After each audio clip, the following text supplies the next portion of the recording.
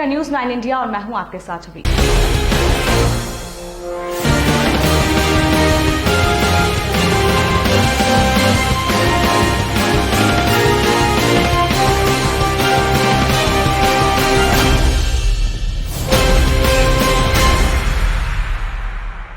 चंडीगढ़ और पंचकुला की news 9 India की टीम ने कोविड-19 के संक्रमण को फैलाव को देखते हुए अपना कोरोना टेस्ट कराया। हम देश भर में फैले अपने सभी पत्रकार बंधुओं से कहते हैं कि आप सभी लोग रोजाना बहुत लोगों से मिलते हैं, इसलिए अपनी जिम्मेदारी समझें और खुद का कोरोना टेस्ट जरूर कराएं। न्यूज़ 9 की टीम आज अपनी जिम्मेदारी को समझते हुए खुद ही आज पंचकुला सेक्टर 6 के अस्पताल में आई है अपनी कोविड-19 की जांच करवाने के लिए। अभी हमारा रजिस्ट्रेशन हो गया है और ये हमें मैसेज आ गया, रजिस्ट्रेशन का मैसेज आ गया है। आगे की प्रक्रिया के लिए हम आगे बढ़ेंगे, देखेंगे क्या क्या होता है। तो अभी हमें सेक्टर 4 काउंटर पे 4 बजे पूछना है।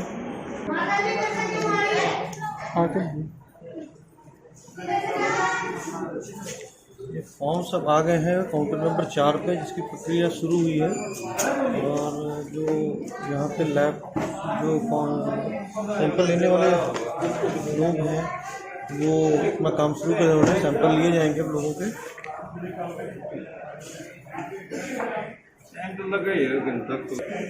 आप लोगों के जिनके नाम बुलाए जाएंगे वो एक एक करके यहाँ आएंगे, खिड़की की तरफ फेस करके बैठेंगे। मास्क नाक से उतारिएगा टेस्ट के लिए, मुंह से नहीं उतारना है। और यदि छींक आए तो कंट्रोल करने की कोशिश करना है। मास्क पहनने के बाद ही उसके अंदर यदि छींक आएगी तो करिएगा। सर थोड़ा आपने सेट रखना है। इस टेस्ट की रिपोर्ट 3 दिन के बाद या 3 दिन के अंदर आती है। आपने 126 से इसके बारे में पता करना है। ये उस वक्त एक चीज देगा जो टेस्ट की रिपोर्ट आएगी, जैसे मोबाइल पर मैसेज आया है कि उस पर भी आ जाएगी क्या?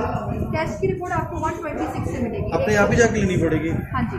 मतलब ऐसी कोई व्यवस्था नहीं है? अगर मान लो कोई पर्सन कोरोना पॉजिटिव आएगा तो आप लोग जाएंगे उसको करने के लिए? जी, आप एक बार ये लैब इंचार्ज से बात कर लीजिए टेस्ट के रिगार्डिंग, रिजल्ट रिगार्डिंग।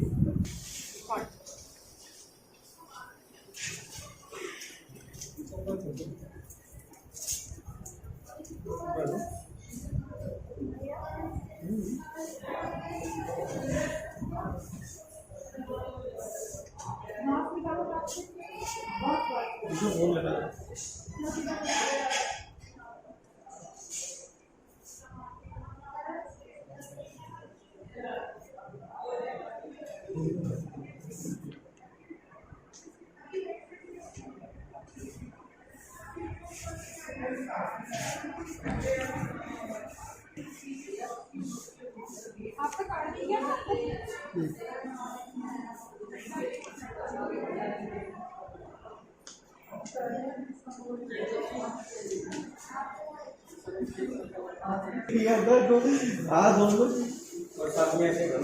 ये हाथ को सैनिटाइज किया जा रहा है आफ्टर एक सैंपल लेने के बाद में।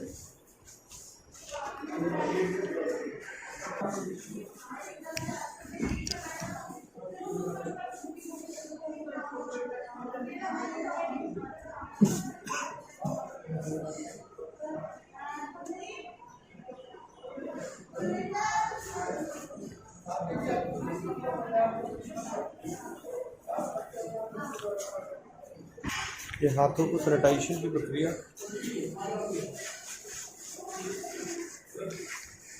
टेस्ट हुआ कोरोना मतलब टेस्ट कराया अभी आपने? एक्चुअली मैं हेल्थ डिपार्टमेंट से ही हूँ और मोबाइल नाके पे पुलिस वालों के साथ ड्यूटी लगाई गई थी।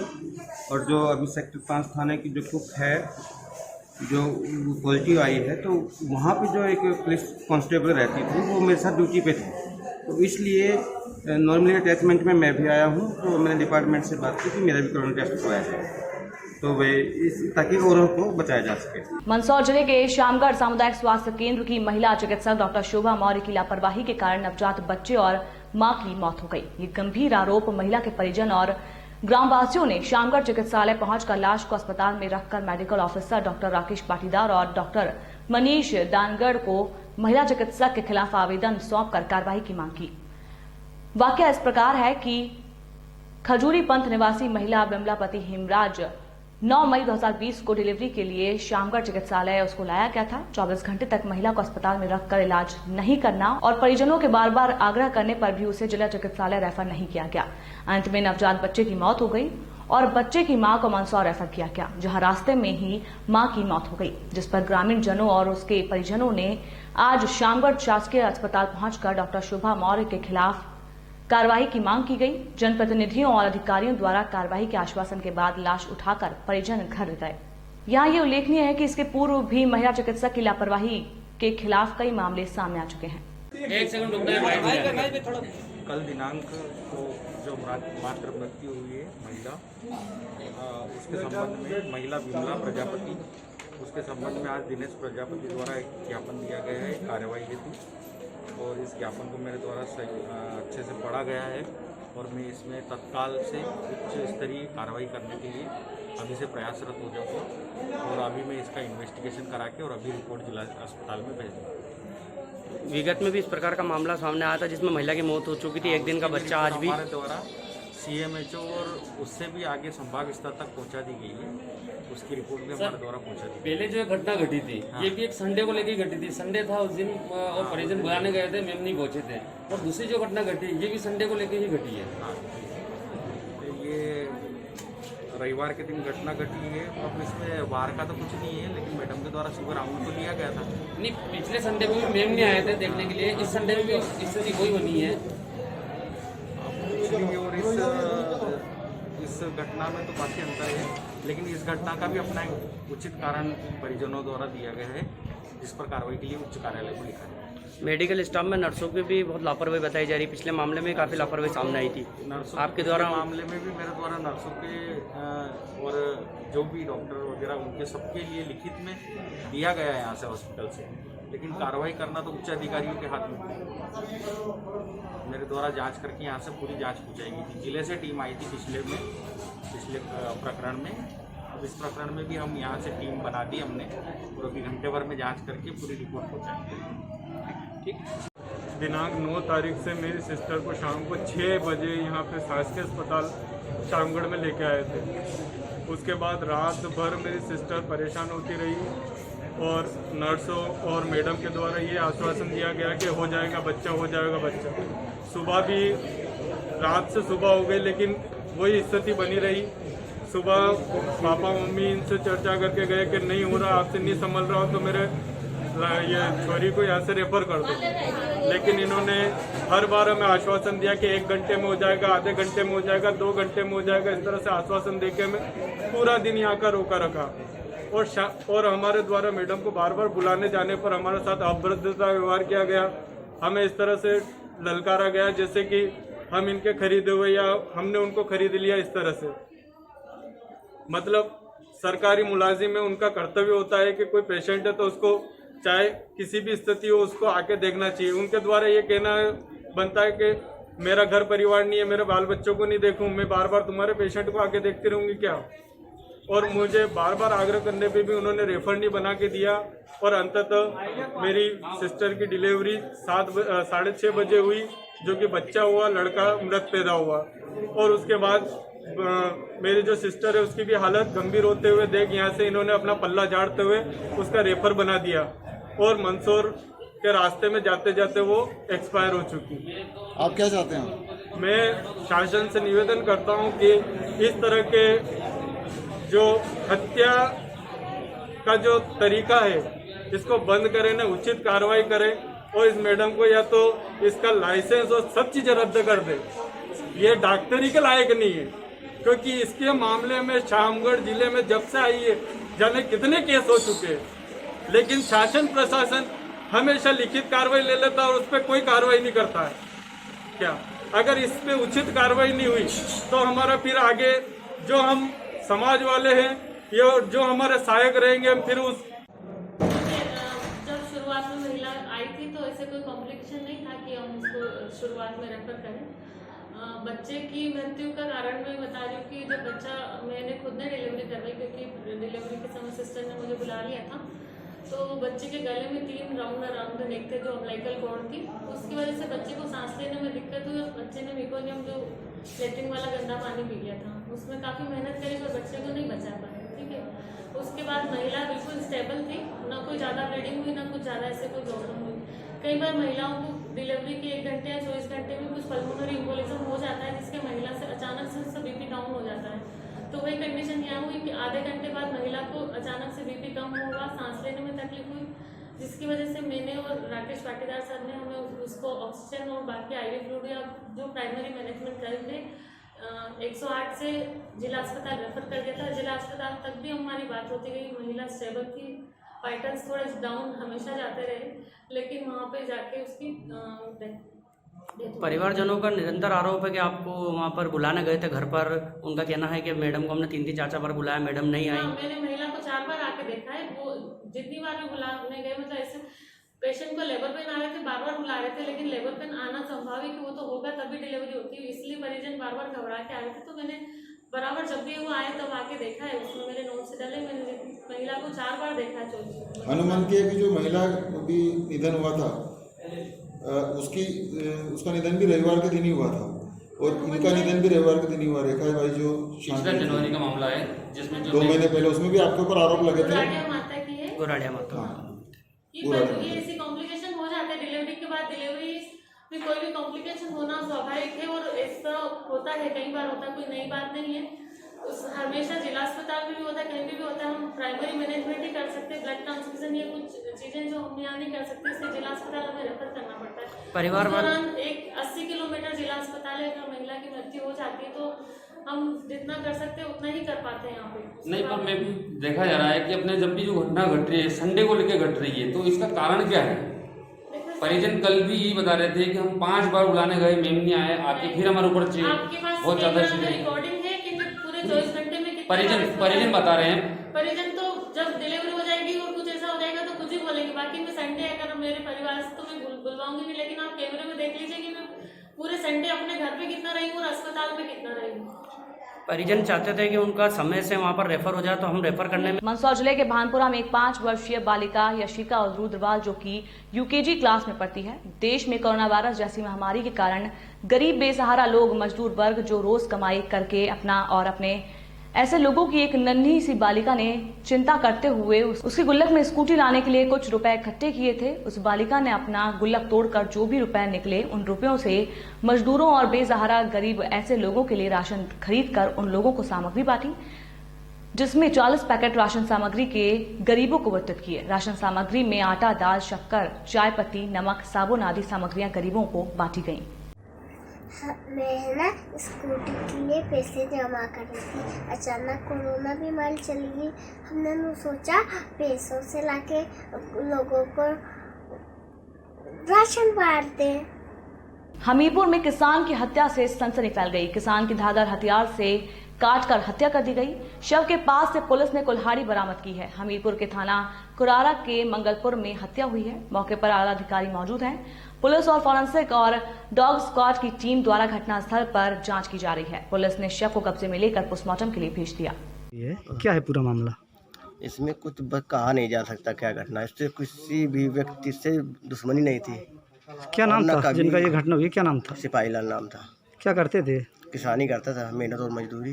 अच्छा, तो कैसा क्या, और मतलब किस तरीके से क्या हुआ जो इस तरीके से घटना हो गई? इसकी जानकारी हो ही नहीं पा रही। ये लड़के सुबह जब 9:30 बजे आए तभी ये मरा हुआ पड़ा था, और ये लगता है फिर कुल्हाड़ी से किसी ने सर काट दिया हो। और वैसे किसी लोगों पे कुछ अभी तो कुछ कहा नहीं जा सकता कि बिना जानकारी के और बिना सूचना के कैसे कहा होगा। अच्छा, फिर इसके बाद जब देखा लोगों ने, किसने देखा था यहाँ पे? उनके लड़कों ने देखा था, छोटे वाले ने। अच्छा, कितने लड़के हैं उनके? 4 लड़के हैं। अच्छा, और इसके बाद फिर हमने थाने को फ़ोन किया है। इंस्पेक्टर साहब को, तब आए। 365 हैड के योगेश पुत्र जयमल कालवा ने बताया कि रात्रि को तेज अंधड़ के कारण नहर के किनारे और सड़क के किनारे बहुत तेजी से पेड़ टूटकर गिर गए हैं, जो कि आवागमन में बाधा बने हुए हैं। इससे आने जाने वालों को परेशानी का सामना करना पड़ रहा है। रात्रि में तूफान बहुत तेज था, जिसके चलते 365 हैट में दुकान के आगे लगे हुए सैनिटाइजर करने वाले बॉक्स भी तेज अंधड़ ने गिरा दिए। राजधानी भोपाल के बैरसिया में भारतीय किसान संघ ने राजस्व विभाग के अधिकारियों के और क्षेत्रीय विधायक विष्णु खत्री से समर्थन मूल्य पर गेहूं उपार्जन केंद्र के संबंधित समस्याओं को लेकर बैठक की।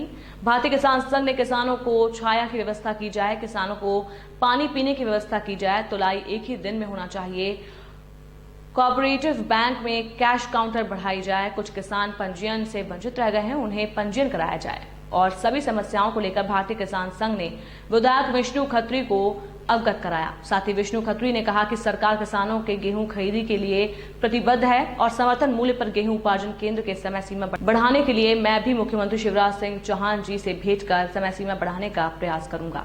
टिड्डी दल ने जैतारण क्षेत्र के विभिन्न गाँव में रात को प्रवेश किया है। पूर्व संसदीय सचिव दिलीप चौधरी को रात्रि में इसकी सूचना मिली तो चौधरी ने तत्काल राज्य के कृषि मंत्री और पाली जिला प्रभारी मंत्री लालचंद कटारिया को फोन पर सूचना दी और जिला प्रशासन और उपखंड प्रशासन और कृषि विभाग के अधिकारियों से भी तत्काल चर्चा की। टिड्डी दल की रोकथाम के लिए कृषि विभाग ने आवश्यक तैयारियां कर ली हैं। चौधरी को मिली सूचना के अनुसार रात्रि में टिड्डी दल ने जगमालपुरा, सालाकोटा, चांग, रेलडा आदि गांव में प्रवेश किया और सुबह टिड्डी दल ने नानाना गिरी सहित सुमेल, नवा, बाड़िया, रामपुरा, प्रतापगढ़ आदि इलाकों में टिड्डी दल ने प्रवेश कर लिया। इसके बाद अभी चौधरी को मिली सूचना में सेवरिया और पलियावास के सरपंचों ने बताया कि रूपनगर, सेवरिया और रास के आसपास भी टिड्डी दल गांव में पहुंच गए हैं। चौधरी ने तत्काल विभाग के अधिकारियों को ये सूचना भेजी ताकि इसकी रोकथाम के लिए आवश्यक कार्रवाई की जा सके। जैतारण विधानसभा क्षेत्र में रात को करीब 7-8 बजे के आसपास हमारे मगरा क्षेत्र में सालाकोट, जगमालपुरा, चांग, रेलड़ा तक भारी टिड्डी दल ने प्रवेश किया और लाखों की तादाद में टिड्डियाँ रात को इन गांवों के अंदर आके बैठी और मैंने जैसे ही मेरे को वहाँ के जनप्रतिनिधि और गाँव वालों ने मुझे देर रात फ़ोन किया। बहराइच में भाजपा विधायक सुरेश्वर सिंह ने जिला प्रशासन पर शासन के निर्देशों के अनुरूप कार्य न किए जाने का आरोप लगाया है। उन्होंने कहा कि अन्य प्रांतों से आने वाले प्रवासी मजदूरों को जिला प्रशासन शासन द्वारा निर्धारित मदद उपलब्ध नहीं करा रहा है। न तो उनकी स्क्रीनिंग की जा रही है, न ही उन्हें घर पहुंचने के लिए संसाधन उपलब्ध कराए जा रहे हैं, न ही उन्हें भोजन, पानी और किट उपलब्ध कराई जा रही है। बहराइच की महसी विधानसभा क्षेत्र के भाजपा विधायक सुरेश्वर सिंह ने देर रात प्रवासी मजदूरों के समूह को पैदल जाता देखकर उनसे शासन द्वारा उपलब्ध कराई जा रही सुविधाओं के संबंध में जाना तो उनके पैरों के नीचे से जमीन खिसक गई। उन्होंने बताया कि प्रदेश के मुख्यमंत्री योगी आदित्यनाथ ने स्पष्ट निर्देश जारी कर रखे हैं कि प्रवासी मजदूरों प्रशासन सरकारी संसाधन से उन्हें उनके घर पहुंचाने का काम करेंगे। उनके जनपद में प्रवेश करने पर उनकी स्कैनिंग की जाएगी। उसके बाद उन्हें भोजन पानी उपलब्ध कराने के साथ साथ उन्हें 35 किलो के खाद्यान्न की किट उपलब्ध कराई जाएगी। साथ ही उन्हें उनके गंतव्य तक पहुंचाने के लिए प्रशासन साधन मुहैया कराएगा। लेकिन बहराइच में जिला प्रशासन द्वारा शासन के निर्देशों के अनुरूप कार्य नहीं किया जा रहा है। अन्य प्रांतों से आने वाले प्रवासी मजदूर पैदल यात्रा कर अपने गंतव्य की ओर जा रहे हैं। उन्होंने बताया कि इन मजदूरों ने बताया है कि उनके साथ 70 मजदूरों का समूह मुंबई से लखनऊ पहुंचा, जहां से उन्हें बहराइच रोडवेज इलाका छोड़ दिया गया। जिले में प्रवेश करने के बाद ना तो उनका कहीं स्वास्थ्य परीक्षण हुआ और न ही जनपद में प्रवेश करने पर उन्हें प्रशासन द्वारा कोई किट उपलब्ध कराई गई, न ही उन्हें भोजन पानी और घर जाने के लिए संसाधन मुहैया कराया गया। भाजपा विधायक सुरेश्वर सिंह ने बताया कि उन्होंने इस संबंध में जिलाधिकारी शंभू कुमार को अवगत कराया। उन्होंने सिटी मजिस्ट्रेट को मौके पर भेजने की बात कही। सिटी मजिस्ट्रेट ने मौके पर पहुंचकर हालात का जायजा लिया। उन्होंने बताया कि 70 मजदूरों ने कुछ मजदूरों को पैकेट उपलब्ध कराए हैं, जबकि अधिकांश मजदूरों को अभी पैकेट उपलब्ध नहीं हो सके हैं। मौके पर पहुंचे सिटी मजिस्ट्रेट जयप्रकाश ने बताया कि शासन द्वारा हम प्रांतों से आने वाले प्रवासी मजदूरों की स्कैनिंग किए जाने के साथ साथ उन्हें खाद्यान्न की किट उपलब्ध कराने के साथ साथ उन्हें भोजन पानी उपलब्ध कराया जाएगा। उन्होंने बताया कि जिले में जरवल, बुद्धा, पयागपुर और किसान महाविद्यालय में स्कैनिंग के कार्य किए जा रहे हैं। उन्होंने बताया कि वो इस संबंध में जिला अधिकारी को अवगत कराएंगे और जांच कराई जाएगी कहां पर हुई है। टीकमगढ़ में बीड़ी मांगने पर 72 वर्षीय वृद्धा की हत्या। गांव के ही राजेश रैकवा नाम के युवक ने घर के अंदर लाकर जमकर पिटाई की। बड़ा गांव धसान अस्पताल में उपचार के दौरान मौत हो गई। पुलिस ने आरोपी राजेश पर मामला दर्ज किया है। आरोपी फरार हो गया है। बड़ा गांव धसान थाने के अजनौर गांव की घटना है। एक तरफ मध्य प्रदेश सरकार ने बीड़ी, गुटखा, तंबाकू को प्रदेश में बंद करने के आदेश जारी किए हैं, लेकिन नशे की लत के आदी एक व्यक्ति ने गांव के एक बुजुर्ग से बीड़ी मांगी। जब बुजुर्ग ने बीड़ी देने से मना किया तो राजेश रैकवा नाम के युवक ने वृद्ध की लाठी से उसकी पीट कर हत्या कर दी। गंभीर हालत में वृद्ध को सामुदायिक स्वास्थ्य केंद्र बड़ा गांव धसान में भर्ती किया गया, जहां उपचार के दौरान वृद्ध की मौत हो गई। पुलिस ने मर्ग कायम कर मामले की जांच शुरू कर दी है। आज देश में अमीरों और गरीबों में भेद साफ नजर आ रहा है। जब कोटा में IAS, IPS के बच्चे लॉकडाउन में फंस गए तो उन्हें लाने के लिए एयर कंडीशनर बसें सैकड़ों की संख्या में दौड़ पड़ी। वहीं जब बात गरीब की आई तो 5 गुना ज्यादा किराए में उन्हें अपने घर छोड़े जाने की खबरें आई। यही बात खबर 29 न्यूज चैनल के हेड शबाना खान से बात करते हुए समाज सेवी रफत खान और वार्ड नंबर 26 के पार्षद अब्बास अली ने कही। आज अमीरों को तुर्की और अन्य देशों से लाने के लिए अभियान चलाया जा रहा है। एरोप्लेन की व्यवस्था की जा रही है। वहीं गरीब नंगे पैर बच्चों को उठाए मीलों मील चले जा रहे हैं। गरीबों की सुध किसी को नहीं है। मीलों मील गरीब मजदूर भूख प्यास से बेहाल होकर चल रहा है। पैरों में छाले पड़ गए हैं। बच्चे भी तपती धूप में पिता के कंधे तो कभी माता के आंचल की छांव में चले जा रहे हैं। चप्पलें घिस गई हैं। कुछ तो नंगे पैर हैं, लेकिन बस मंजिल की तलाश है और ईश्वर से आस है कि वो नैया पार लगाएगा। कुछ नैया तो बीच मझधार में भी डूब रही हैं, लेकिन फिर भी चलते जा रहे हैं। सरकार से तो आस भी खत्म हो गई है। शायद इन्हें भी पता है कि गरीबों का कोई नहीं होता, बस खुदा होता है। और आजकल वो भी बंद पड़े हुए मंदिर मस्जिदों के कपाट से शायद बाहर का कुछ देख नहीं पा रहा है, लेकिन वो सरकार की तरह निर्दयी नहीं है। उसे अपने बाशिंदे जगह जगह दूत के रूप में छोड़ रखे हैं, जो कि नंगे पैर तपती धूप में चलने वालों को चप्पलें दिलवा रहे हैं, खाने की व्यवस्था कर रहे हैं और पीने के लिए पानी मुहैया करा रहे हैं। आप सभी से भी गुजारिश है, अगर कोई मजदूर देखे तो ईश्वर के नुमाइंदे बनकर इनकी मदद कर देना। बाकी अमीरों की मदद के लिए तो सरकार है ही, बस ट्रेन नहीं मिली तो प्लेन से छुड़वा देगी।